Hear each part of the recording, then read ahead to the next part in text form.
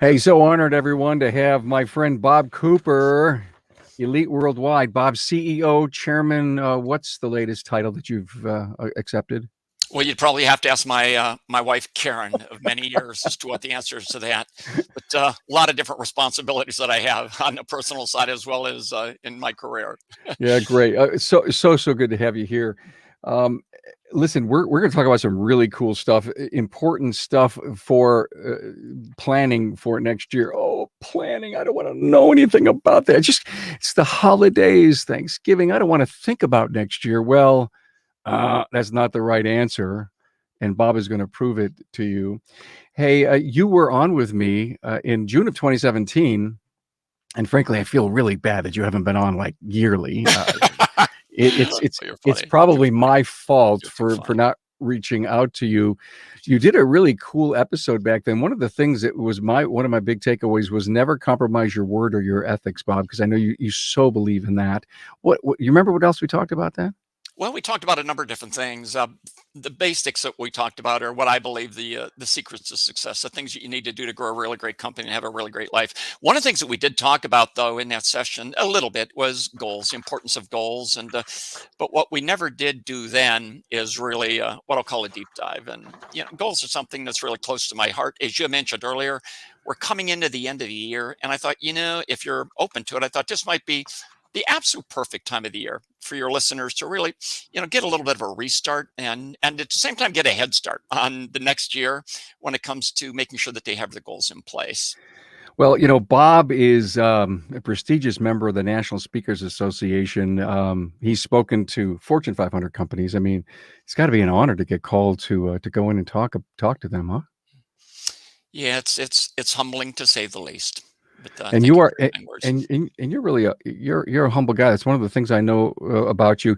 I've actually broke some bread with you at a couple of local seminars that you came out to, and I'll never forget. I think it was in an ASA event where I actually snuck in the back of a training class where you were doing on technician pay, Mhm. and I was overwhelmed by the everything that you had up on the screen and all the great stuff. So, and again, I was mesmerized by your presentation because it's always so good. Now, look at what I think we're going to cover in this episode, but I actually, I hope we cover it all. Is why we need to have clearly defined goals. Why most people fail to set goals. The process used in setting goals, long term, midterm, and short term. And Bob, I can't wait to hear from you who to share your goals with and who you should not share your goals with. So you've got me on the edge. I Mhm. can't wait to jump in. Why? Why do we have to have clearly defined goals? I think first of all, thank you so much for the kind words and the very nice introduction that you provide, Carm. It speaks to the person that you are. And Thanks, on man. that note, thank you again for doing what you're doing for the industry. I really do believe that this industry is a lot better industry because of you. Your efforts, you actually are able to bring together greatness. You're able to bring together a lot of cool things, a lot of great ideas from different people, and you're able to like homogenize them and make them available to the industry. And no one else does that, and certainly not to the level of professionalism that you do. So thank you so Th- much for doing that, Carm. thank you. I've got goosebumps to hear that from you. We've had so many of your clients on the show. They come on and they just talk genius stuff, and we put it out there in the purpose that I have of advancing the aftermarket. We've also had a ton of your coaches on too. So we've had a lot of the elite family participate in these over 1,000 episodes. So thank you for allowing those people to get out there and talk about their success. You're more than welcome. When it comes to goals, there's certainly a lot to that subject, and to all you guys and gals that are watching this when the time comes around that you have the opportunity to do so, there's some things. There's a lot of things I'd really like you to think about. Number one, when it comes to having goals in place, we are coming up to the end of the year. This is a great time for you to. Anytime is a great time of the year to look at your goals, but now they're coming into the end of the year. It's a great time to really establish your goals for next year, revisit them, make sure that you're good to go. But here's one of the things I want to mention to you. It seems like study after study after study after study, and it doesn't matter where it's done, what nation it's done, or what era it's done. It always seems to come back with the same statistical information that only 3% of the populace have clearly defined goals, which I think is really an amazing number.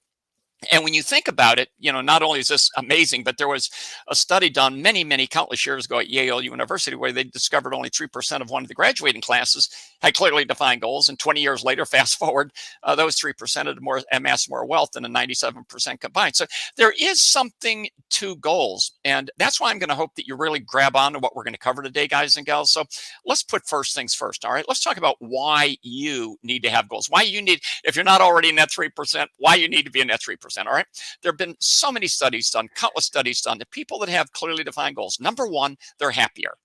They are. Number two, they're healthier. You know what else is really cool? Number three on that list, they live longer lives, which I think is really cool. And I think that that's a byproduct of being happier and healthier, right? So number one, they're happier. Number two, they're healthier. Number three, they live longer lives. And get a load of this one for all of you that are self-employed or in the career world.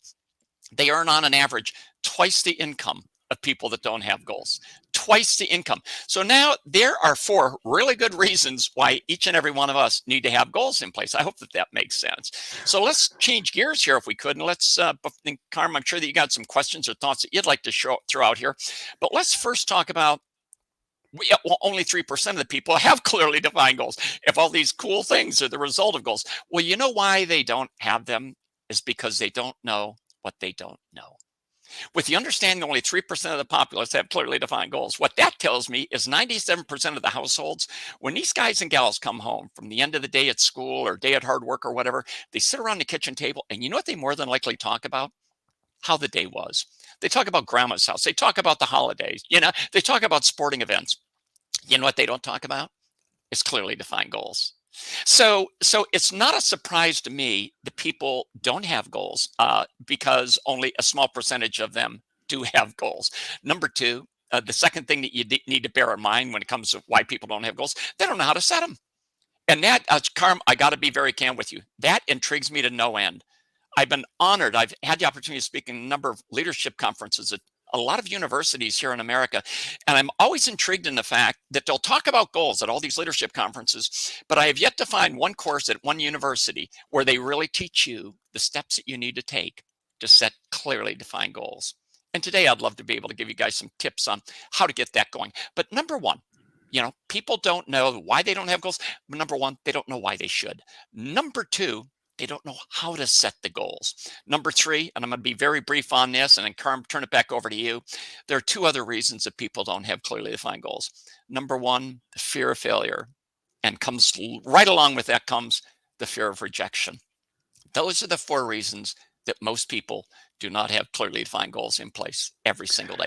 We've heard people talk about their dreams. We've heard them say, oh, I got these goals in my head, but they never get them to writing. They never have them crystal clear. Those are the four reasons why.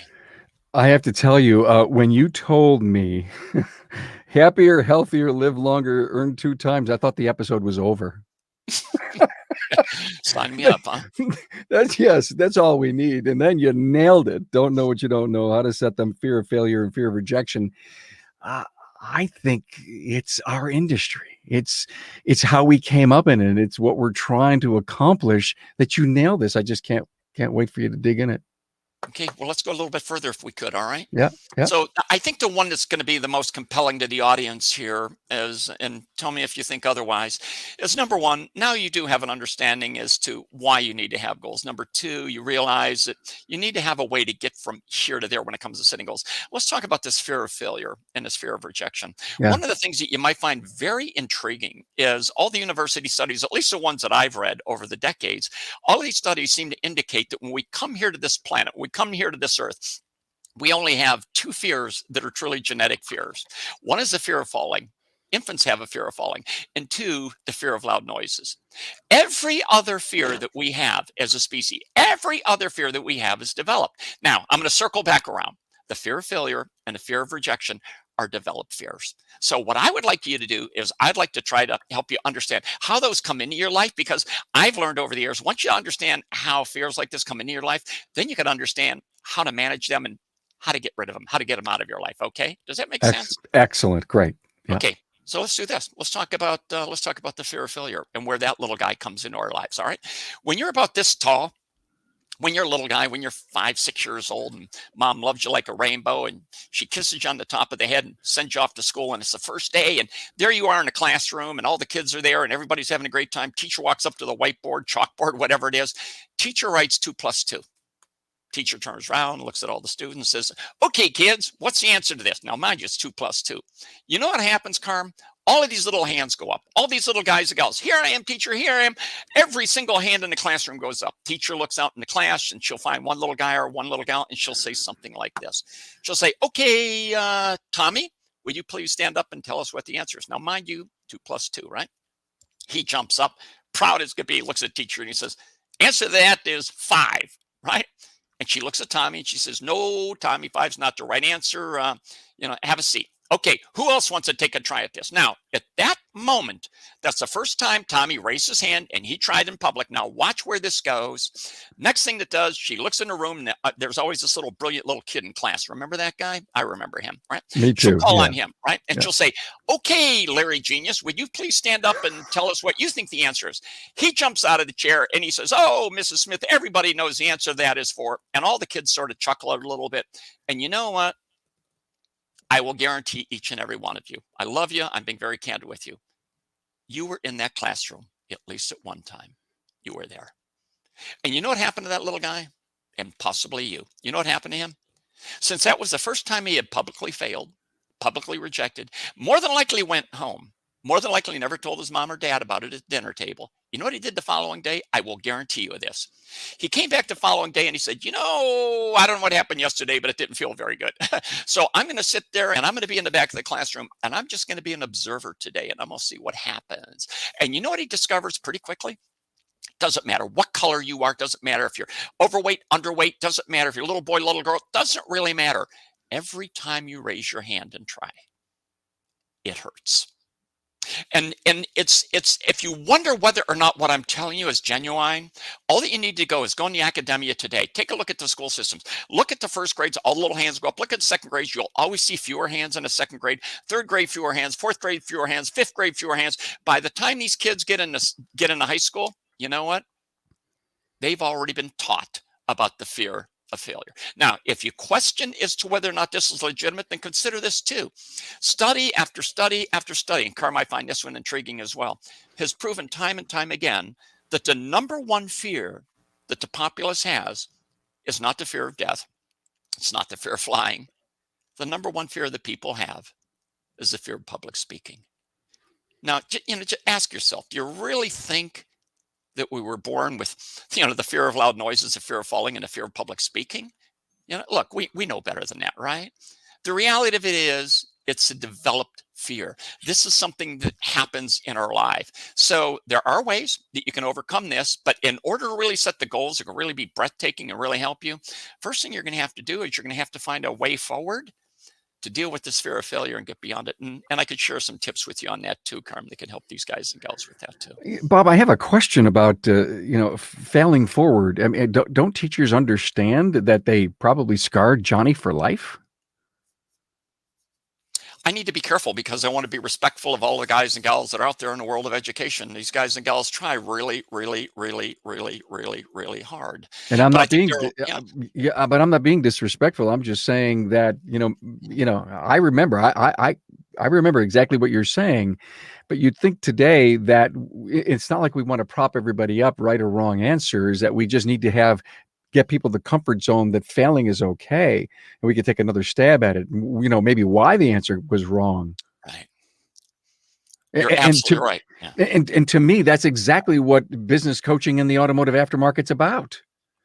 And we have been talking about fear of late, Bob, in the last couple of months. It just keeps coming up about how struggling shops, one of their biggest problems is the fear of exposure and the fear of continual failing. I mean, they just block it out, and we've got too many marginal shops out there.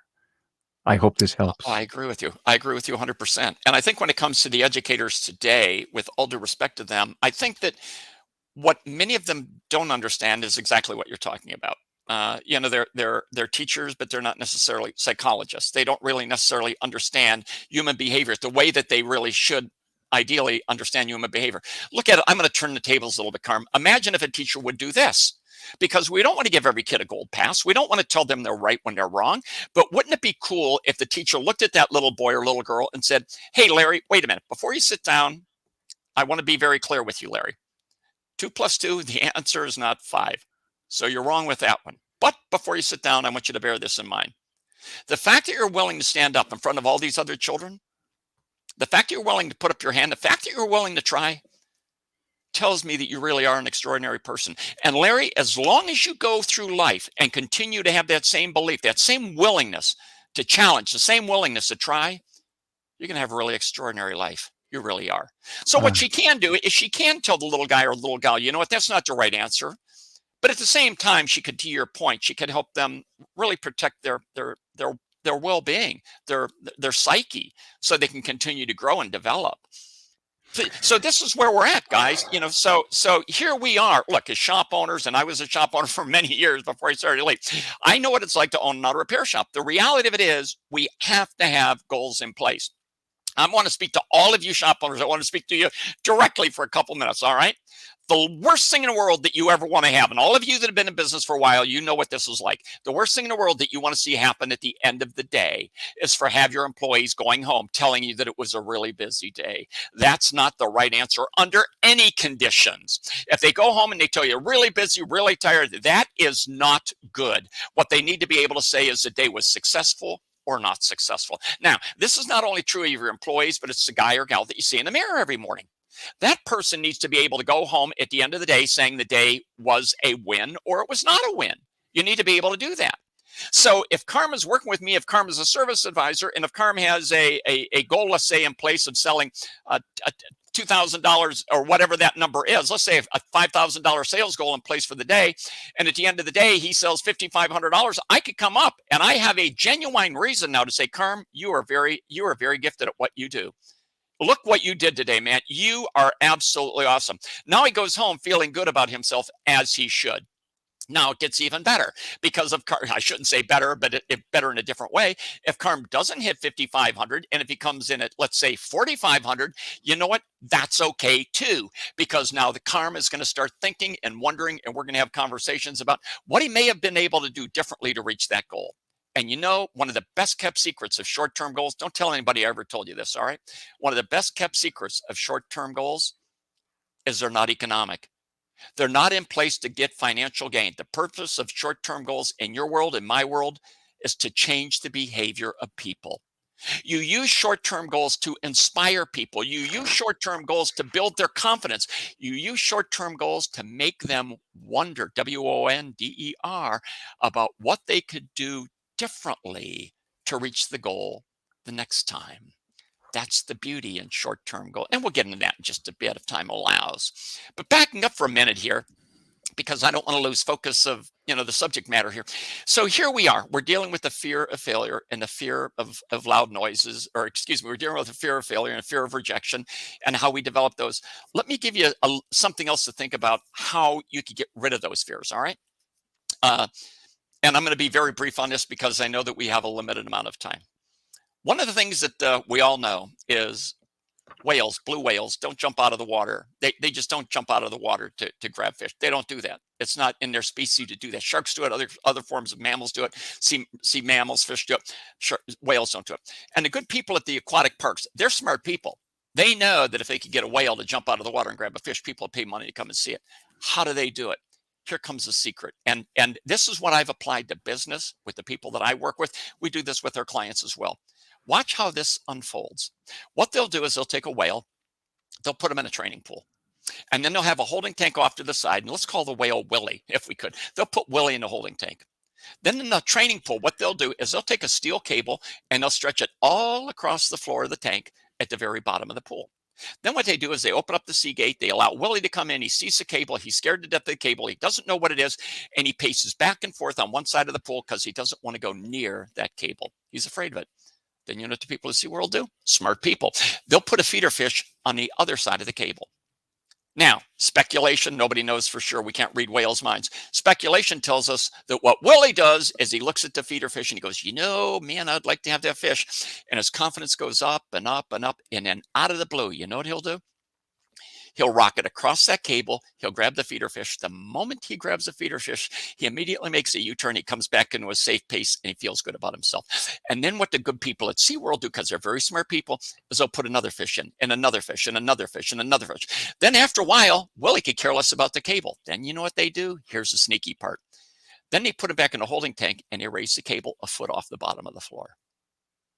Then they bring him back and they start to process all over again. And then another foot and another foot and another foot.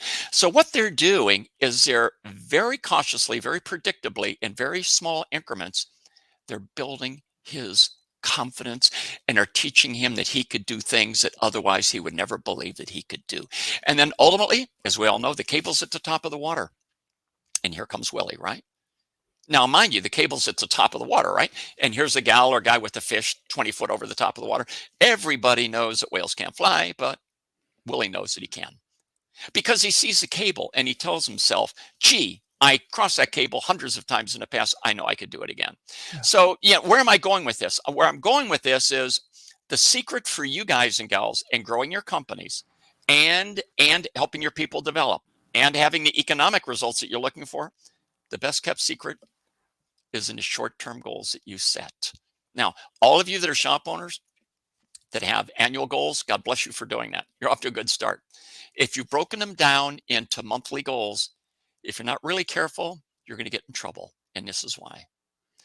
The problem with monthly goals alone is it puts people in a position to only get that feeder fish, to only be rewarded like Willie one time in a 30-day span. And if that service advisor doesn't reach that sales goal 1 month, and then the second month, and then maybe the third month, you know what? He's a broken person. The confidence that you're looking to build in him isn't going to be there. Now it gets worse. Monthly goals alone get worse. And here's how they get really bad. If you have a monthly goal of $100,000, and if you have an advisor that 3 weeks into it is only at $50,000, you know as well as I do, he'll give up the fourth week. It's too big. He's not going to get 50,000 in the fourth week. You know what? It gets worse the other way too. Because going into the third week, if he sold $90,000 against a $100,000 goal, you know what he's going to do? He's going to start laying back a little bit the fourth week. And the reason that he's going to do that is he's afraid. He's afraid if he keeps chugging along and doing really well and does 120,000 that month, what you're going to do is raise the cable. And he doesn't have the confidence yet. So the secret is break those goals down, not into weekly goals. That's a great start. You need to do that. But then break those down into daily goals. So if you have an advisor that has weekly goals of $25,000 a week instead of just $100,000 a month, he now has 4 chances to cross the cable and get the fish. If you break it down into daily goals, he has 22 chances, 5 days a week. He has 22 chances to cross the cable and get the fish and be rewarded. And Carm, I think you and your audience are going to like this number. According to Harvard, in order for short-term goals to effectively influence our behavior, we only need to reach them 51% of the time. And ideally, no more than 75 to 80% of the time. Because if you reach the goal 51% of the time, you know that you're moving forward. If you reach it more often than 85% of the time, then the goal isn't pushing you enough. So guys and gals, when you're setting your daily goals for your advisors, when you're setting your monthly and weekly and daily goals, do your advisor and yourself a favor. Number one, make sure that they're seasonally adjusted. Please do that. And make sure that they're goals that make them stretch. So those goals, they have to work at it, but it's not going to be something that they can't do. If your advisors are reaching their daily goals and their weekly goals and their monthly goals 60, 70, 80% of the time, I would be thrilled, and you'll be thrilled too. Bob, so short-term goals you would classify as dailies then? Well, short-term goal, yeah, great question. Short-term, it depends on how old you are. I'm not trying to be funny here. If you're on oxygen, if you're in hospice, then what's a long-term goal? A week, right? So generally speaking, a long-term goal is anything that's over 3 years, generally speaking. Okay. Midterm goals are anything from like 2 years, 3 years, 6 years. That's midterm goals. Short-term goals are typically anything less than 2 years. But then to your point, yeah, the more you could break them down, the more successful you'll be. If you want your kids to come home and if you want the house to be cleaned, if you want their room to be cleaned, put up a calendar, put a star up there, let them know each day they do their homework, put a star up there, make them a hero, a win that day, to your point. But yeah, they need to be broken down whenever possible into smallest increments. I'm so bought in. I don't have a question for you. I just can't wait to listen more. Well, I think, yeah, well, thank you, Carm. I think that the biggest takeaway here for all of you to bear in mind is, and the reason that I love short-term goals, not only with the Elite, but when I was in the auto repair business, is it allowed me to effectively coach, manage, help, grow, develop my employees. Now we do the same thing with the Elite, with our coaches and with our clients. But the point that I'm trying to make is that if you have an advisor or if you have a technician with so many billable hours, if they reach the goal at the end of the day, you now have a legitimate reason to compliment them. You have a legitimate reason to reward them, whatever that means. If they didn't reach it, you have a great opportunity to sit down with your advisor. Well, Larry, what do you think? Man, you did a great job today. What do you think could have been done differently to get that extra $500 in sales? Well, Bob, I guess I could have been better on the phone, or I could have offered the customer an option. Hey, Larry, man, I like how you think. I like how you think.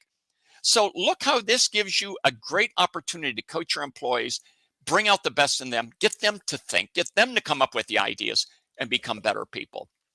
I love I love what you said a long time ago, Bob. I learned that whole it's never about the person, the individual. It's always about the behavior of that person. So you can't say, what happened to you today? That almost says, what did I do?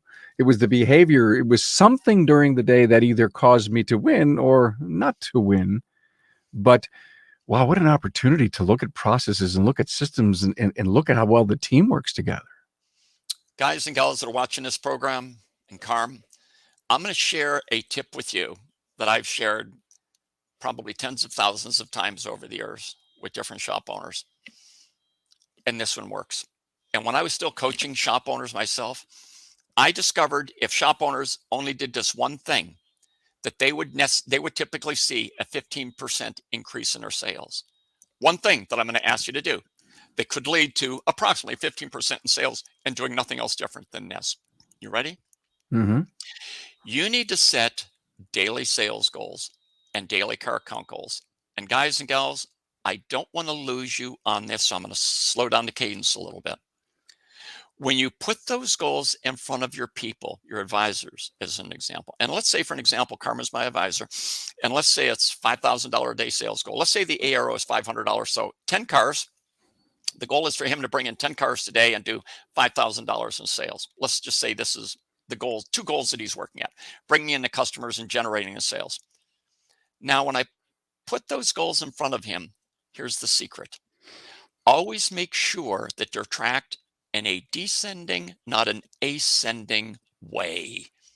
What this means is Carm's going to get out a piece of paper, and on that piece of paper, he's going to write $5,000 at the top. I'm just giving you an example. He'll write $5,000 at the top.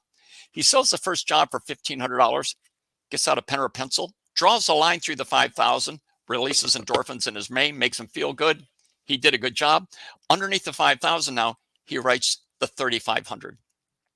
The new adjusted goal. Now he sells a $500 ticket. He draws a line through the 3,500. He writes 3,000 underneath that. Sells 1,000, draws a line through that, writes underneath that. And then toward the end of the day, all of a sudden, the new adjusted goal is now going to be $800, $600, $200, whatever it is. You know why you need to do this? Because goals are always in front of you. If you do it the other way, the way 99% of shop owners do it when they're trying to track goals, you know what it's going to do? It's going to cause your advisors to look at what they've accomplished. And you know what? That's not how you build a winning company. It's not how you develop winning people. Sort of like football. All of you that are football fans, just think about it. You're marching down the field. You got 3 yards to go. The 97 yards behind you mean nothing, right? You got to focus on the 3 remaining yards, not the 97 that you've accomplished. So if I'm an advisor and if I have a $5,000 sales goal and if I'm focusing in on the 4,500 that I've sold, not the 500 that I need to sell, I'm going to feel good about myself, Carm. I'm going to say, man, I did a pretty good job today, man. Not bad, huh? 4,500. You broke the code for me when you said the 97 behind you is irrelevant. It's the 3 in front that matter. Oh my God. That you broke the code. It's genius. It's incredible how well this works. Hey, think of somebody scaling a cliff, right? Mountain climber, right? And they're 1,000-foot wall, right? And they're 10 foot from the top, right? Well, I would encourage them to not look down, but beyond that, they need to keep laser focused on that remaining 10 foot, right? This is what your advisors need to do. They need to ask themselves at 4 o'clock in the afternoon, I still got 2 cars that I got to get in today. What am I going to do? Hey, Carm, do you have a minute? This is Bob calling from Elite Auto Repair. I know that you had an appointment to bring your car in next week. I want to let you know we had a cancellation pop up this afternoon. If you'd like to bring in your car today, I can get you in whatever it is. Now, by having the advisors do this, now they're going to start thinking differently. Here's where it gets really cool. You know what's going to happen? After a while, that pattern's going to develop within them, and then they're going to become a different person because they're going to start behaving differently. They're going to automatically start calling customers at the beginning of the day to fill those open slots. They're automatically going to look for different ways, different opportunities to help their customers with their service needs or other vehicles that they have, because these goals are going to keep them focused on what they need to accomplish. Wow. It's cool. You had mentioned earlier who to share your goals with. I mean, is this in that area that the service advisor, he's got his leaderboard, if you will, his descending leaderboard? If am I the owner setting these, or is the service advisor, is the shop who's setting these goals? Yeah, that's a great question too, and I'll attempt to answer that as well as I can in the limited amount of time that we have, Carm. But the reality of it is, to all of you, let's put first things first. The first thing that you need to do, if you want to really set some inspirational goals, if you want to do some really cool things with your life and your business, then take a deep breath and put first things first. The first thing that I'm going to ask each and every one of you to do is get out a pad and a pen and write down what you believe to be your core beliefs. What are the differences in right and wrong? What are the things that are most important to you? What are those beliefs that are part of your DNA? I don't know what that is, only you know what that is. I will never compromise my family. I believe in a good Lord. I believe that we were put here by a spiritual creator. Whatever those core beliefs are that you have, you need to identify those. You need to write them out. You're probably going to come out with anywhere from 8 to 10 to 12 of them. You really will. Then you know what you need to do after you get those core beliefs written down? You need to put it away and come back and look at it 2 or 3 days later, because you're going to find you're going to add a couple more, subtract one, or whatever it is. You're going to constantly work at them. After about a month, you know what you're going to do? You're going to know exactly what your core beliefs are. And you know what? That's a cool place to be. You know why you need those? Because you really can't set effective goals for your life, your career, your business, if you don't first know who you are as a person. Because if you don't have these core beliefs in line, then you might inadvertently set a goal that is contrary to one of your core beliefs. You know what? When that happens, you're going to fail at reaching that goal. Yeah. So first things first, identify your core beliefs. If you have somebody in your household, if you have a significant other, this is going to sound off the wall too, but I'm going to encourage you to do this. And I'm a guy that's been married for decades upon decades. What you need to do is ask your better half to write down the things that she would like to accomplish in the big picture of the long-term goals. You write down your own list. Then compare your lists. Find the ones that are important to her or him. Find a way to get there to the most important one or two or whatever it is. The same with your list. And then look for the goals that are common between the two of you. Identify one of those. Now you have a mutual goal that you could work toward. So you need to make sure that you have this kind of buy-in. You had asked earlier about who do you share them with? And where I'm trying to go with this is, once you have your personal goals set, that's when you shift into what does your business need to do in order to help you reach those personal goals. Who do you share them with beyond your spouse? If it's what we call give up goals, I'm going to give up smoking. I'm going to give up drinking. I'm going to give up this. I'm going to give up fatty food. Give up goals, share them with the world. Tell everybody, because that puts you on the spot. You're going to have to deliver, right? Tell everybody.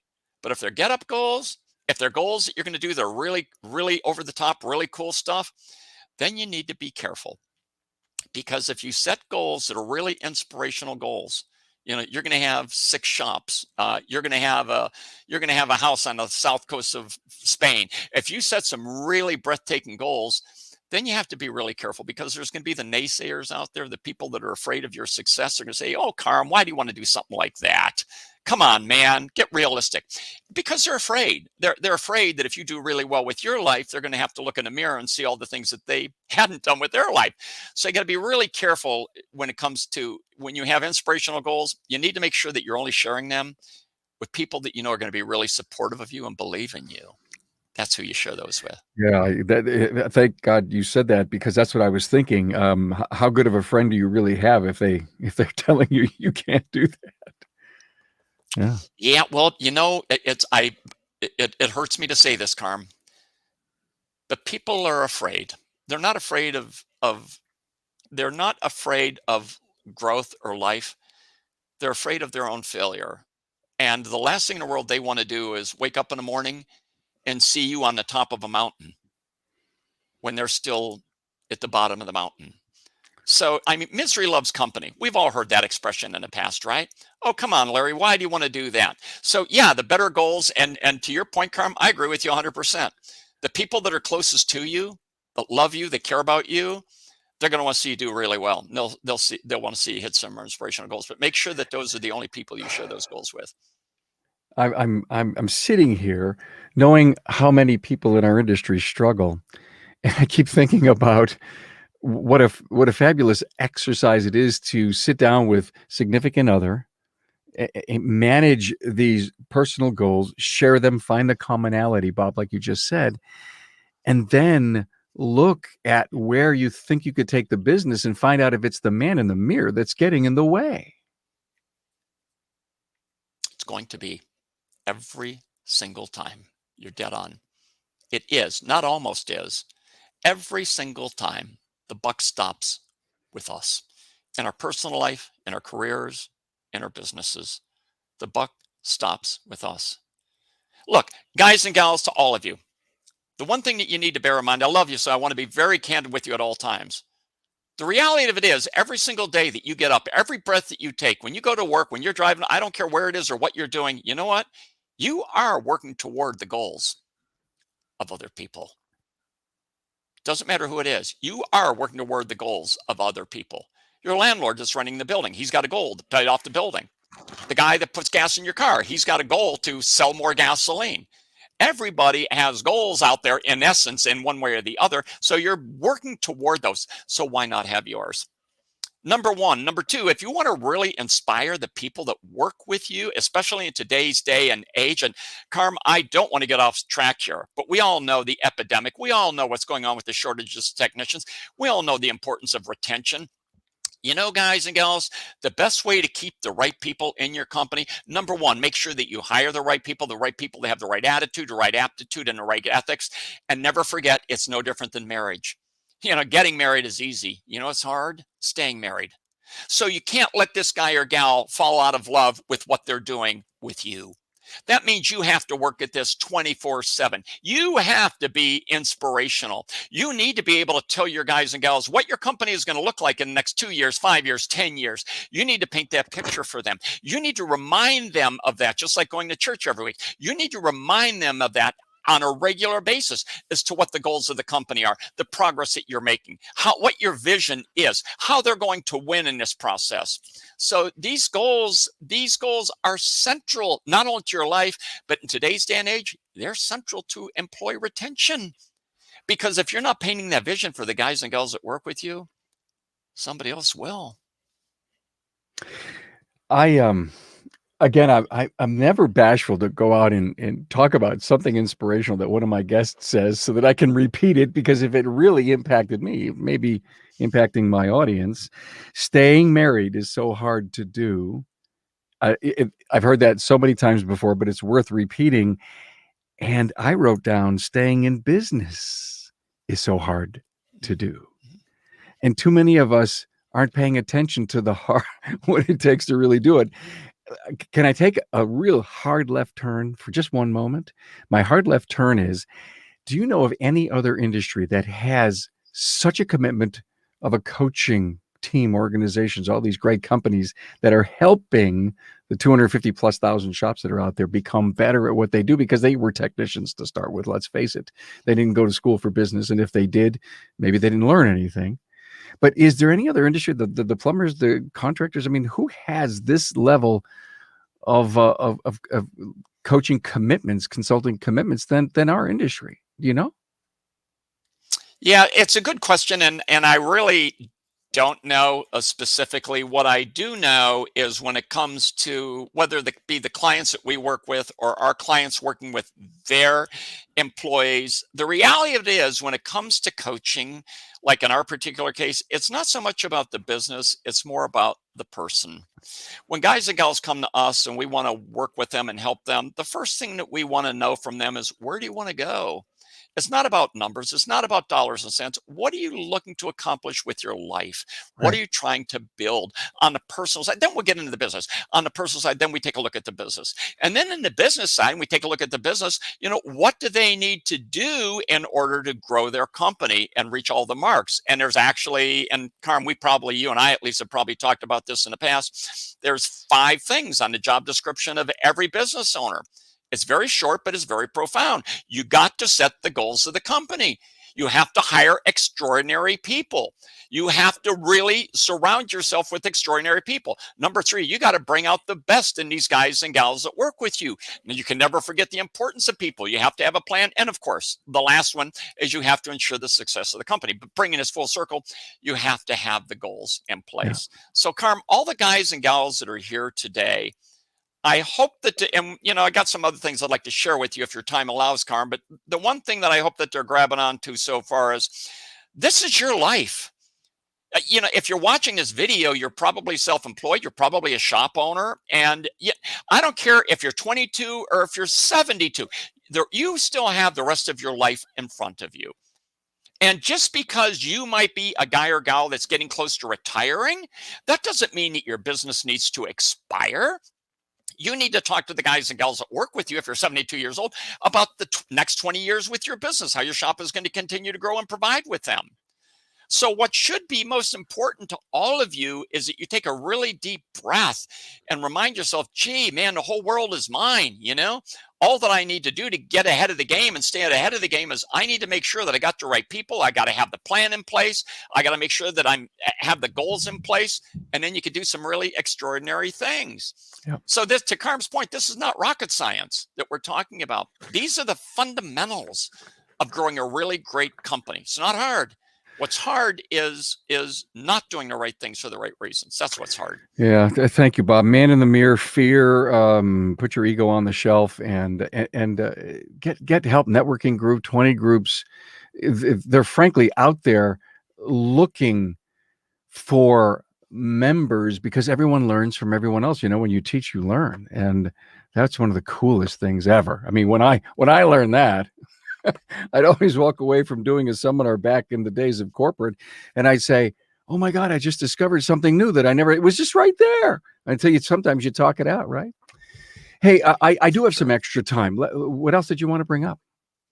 Well, I think when it comes to goals, before I go any further, and Karma, I'd be more than happy to provide you with a goal setting checklist that we provide to a lot of our clients. And you're more than welcome if you have the ability to provide that to them, it'd be my gift to you, and you can provide it to them. Oh, there you go.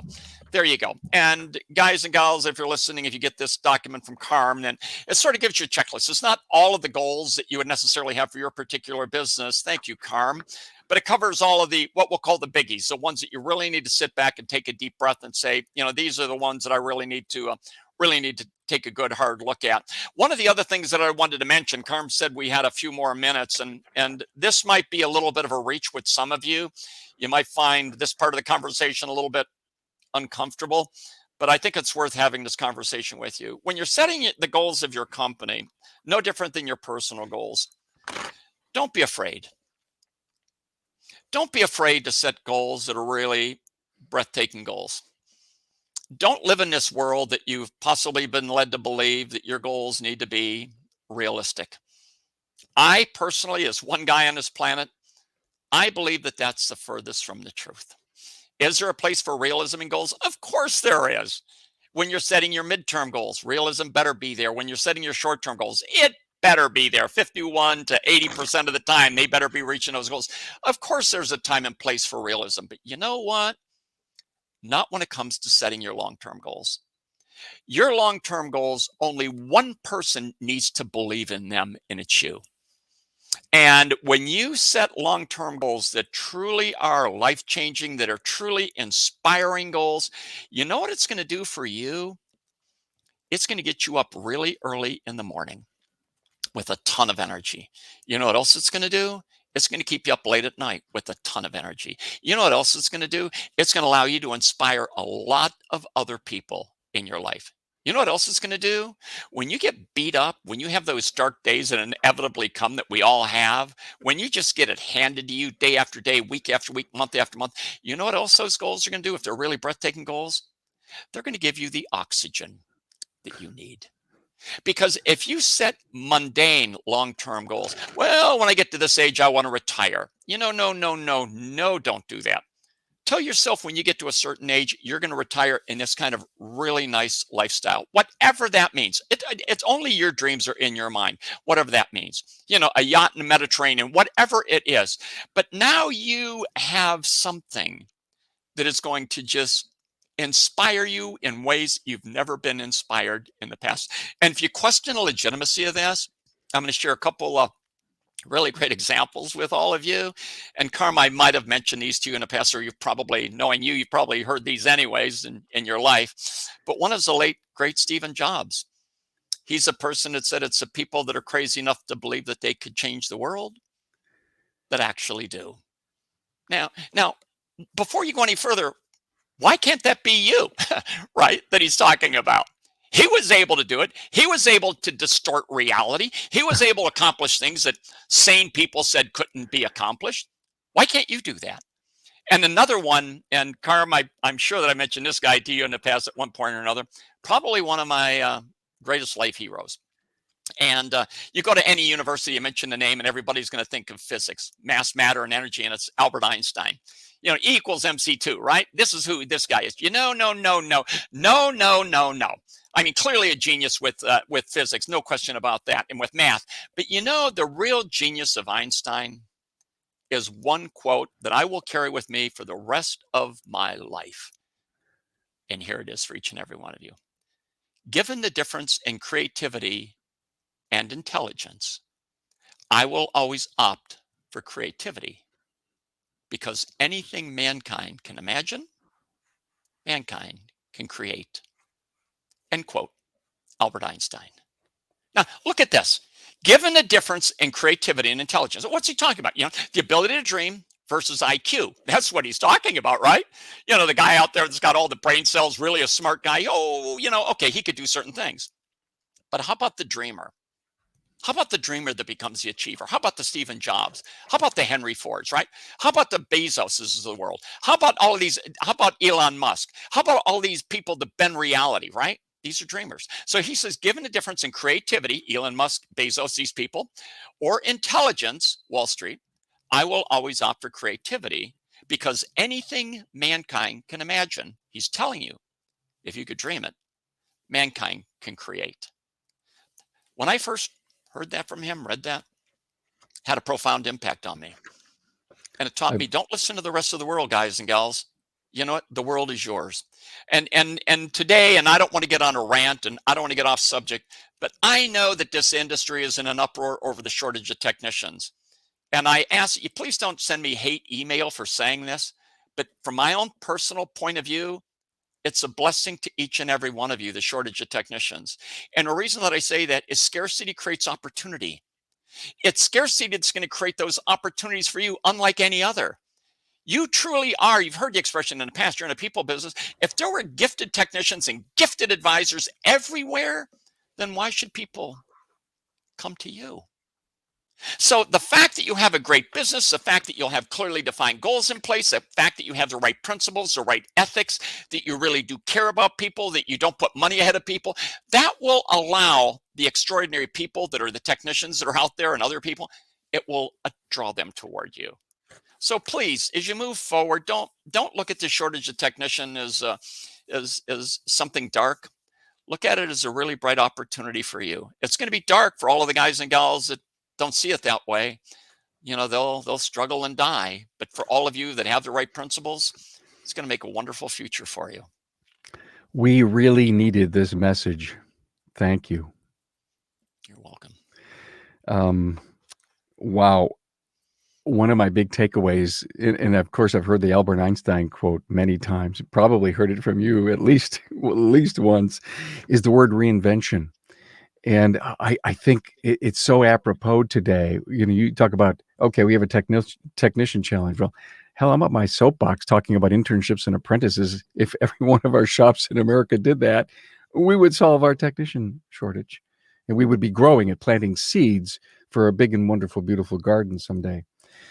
Thank you so much. This was You're welcome. this was beyond what I expected. I know you put all kind of passion in this. You offered us your goal setting checklist.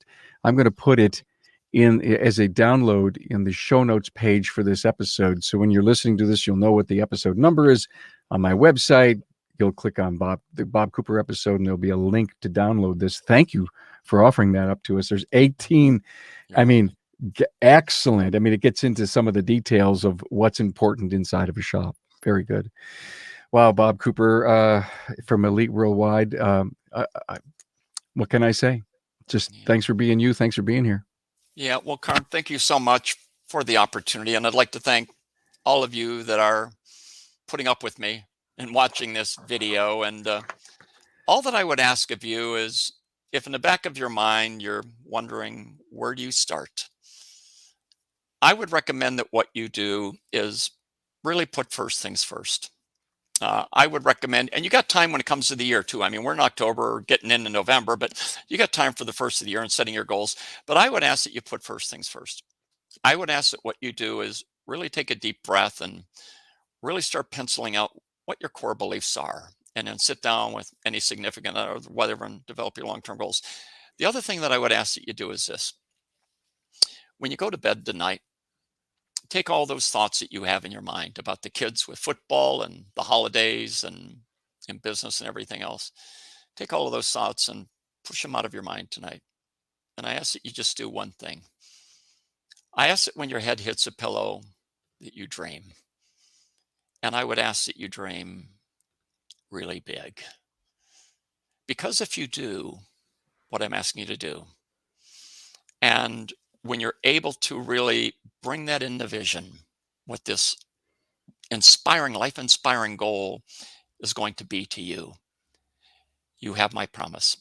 It will change your life, not only forevermore, but this is when you're going to really be a role model for others, for generations to come. That's a promise that I can make to each and every one of you. So thank you for joining us, Carm. It's an honor to be able to be here and spend time with you. Honor for you, Bob. Thanks a lot, man. Appreciate it. Thanks. Bye-bye.